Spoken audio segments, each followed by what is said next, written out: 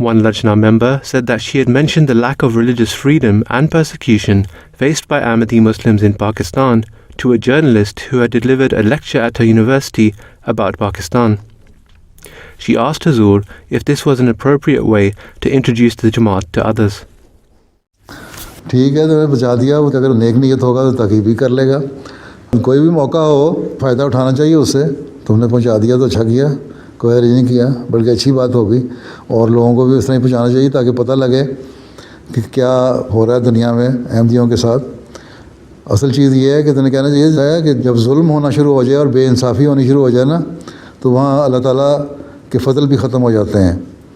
اور ظلم اور بے انصافی تم لوگ کر رہے ہو، اس کی وجہ سے اللہ تعالیٰ کے فضل ختم ہو گئے اور بے برکتی پڑ گئی تمہارے مال میں بھی، اور تمہارے لیڈرشپ ہے اس میں بھی، اور وہ بھی ڈس آنیسٹ ہو گئے.